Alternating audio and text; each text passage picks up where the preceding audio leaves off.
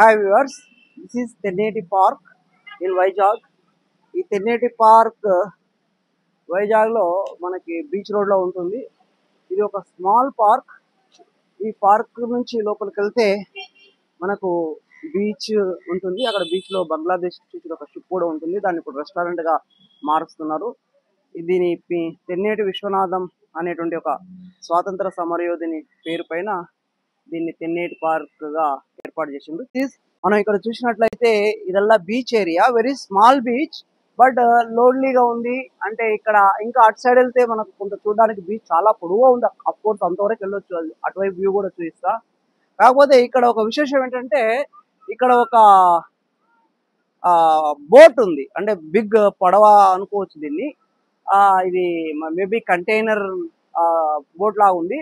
ఇది బంగ్లాదేశ్ కు సంబంధించింది. ఒక 4-5 years ఎగో ఇది సముద్రంలో లంగర్ వేసుకొని ఇక్కడ పోర్ట్ లో ఆగడానికి ఆగిందని చెప్తారు. అయితే due to some lack of permissions of the port ఈ యొక్క బోట్ మరి పర్మిషన్ రాకపోవడం వల్ల చాలా రోజులు సముద్రంలో లంగర్ యొక్క చైన్స్ తెగిపోయి ఒడ్డు కొట్టుకొచ్చి ఇక్కడ ఈ బీచ్ లో ఆగిందని చెప్తారు.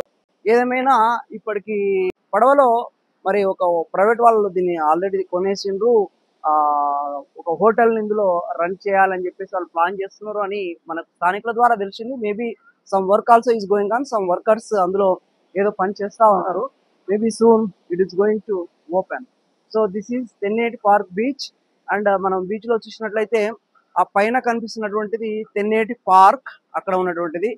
ఇంకా పైన ఉన్నది కైలాసగిరి. మీరు చూసినట్లయితే ఇక్కడ చుట్టూతా కొండల మధ్య ఈ బీచ్ ఉంటుంది.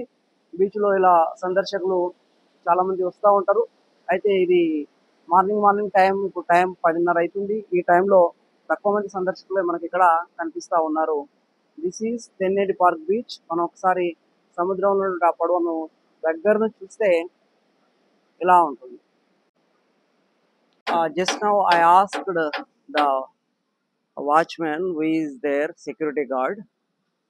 ఈ షిప్ నిజంగానే బంగ్లాదేశ్ నుంచి వచ్చిందట కొట్టుకొని.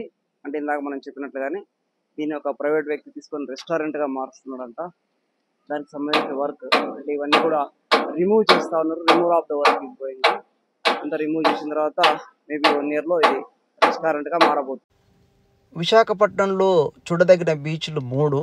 అందులో మొదటిది రామకృష్ణ బీచ్, రెండవది తెన్నేటి పార్క్ బీచ్, అండ్ మూడవది మరియు ముఖ్యమైనటువంటిది రిషికొండ బీచ్. రామకృష్ణ బీచ్ పక్కలో ఉన్నటువంటి సబ్మెరైన్ కానీ, ఎయిర్ క్రాఫ్ట్ మ్యూజియం కానీ, హ్యారియర్ మ్యూజియం కానీ చాలా బాగుంటాయి. మనకు రక్షణ వ్యవస్థకు సంబంధించిన ఎన్నో విషయాలను అక్కడ తెలుసుకోవచ్చు. కానీ బీచ్లో ఎంజాయ్ చేయడానికి అదంత బాగా ఉండదు. ఇంకా రెండో బీచ్ తెన్నేటి పార్క్ బీచ్ కూడా బాగానే ఉంటుంది. కానీ మనం ఎంతసేపు అయినా స్పెండ్ చేయదగ్గటువంటి బీచ్ రిషికొండ బీచ్. ఎందుకంటే ఈ రిషికొండ బీచ్లో మనం ముందర చూస్తే రాక్ గార్డెన్ ఉంటుంది. ఈ రాక్ గార్డెన్ ఉండడం వల్ల అలల తాకిడి కూడా ఈ రాక్ తగిలి రెండో వైపుగా అలలు తక్కువగా వస్తాయి. సముద్రంలో ఎవరైనా స్నానం చేయాలన్నా, సముద్రంలో దిగి ఎంజాయ్ చేయాలన్నా ఈ బీచ్ చాలా బాగా ఉంటుంది. రిషికొండ బీచ్లో మరి సండే రోజు, హాలిడేస్ రోజు అయితే చాలామంది సందర్శకులు వస్తారు. మనకు అక్కడ కనిపించే పర్వతం పేరు రిషికొండ. చూడండి, ఈరోజు హాలిడే సండే కాబట్టి చాలామంది సందర్శకులు ఈ బీచ్లో వచ్చి పిల్లా జల్లలతో, ఫ్యామిలీస్తో వచ్చి ఎంజాయ్ చేస్తున్నారు. అంతేకాకుండా ఇక్కడ ఎన్నో రిసార్ట్స్, తర్వాత ఇతరత్ర ఎంజాయబుల్ ఫెసిలిటీస్ కూడా చాలా ఉంటాయి. కాబట్టి ఎవరైనా వస్తే విశాఖపట్నం ఈ బీచ్ చూడొచ్చు. అంతేకాకుండా ఇందులో స్పీడ్ బోట్లో వెళ్ళేటువంటి ఒక మంచి సౌకర్యం కూడా ఉంది. స్పీడ్ బోట్లో వెళ్ళి సముద్రంలో ఎంజాయ్ చేయాలంటే మనం తప్పకుండా చూడాల్సిన beach Rishikonda beach. This is Rishikonda. దీని పేరు మీదుగానే ఈ బీచ్కి రిషికొండ బీచ్ అనేటువంటి పేరు వచ్చింది. కాబట్టి ఎవరైనా విశాఖపట్నం ఏ పని మీద వచ్చినా బీచ్లో మనం కాసేపు గడపాలంటే this is the best beach.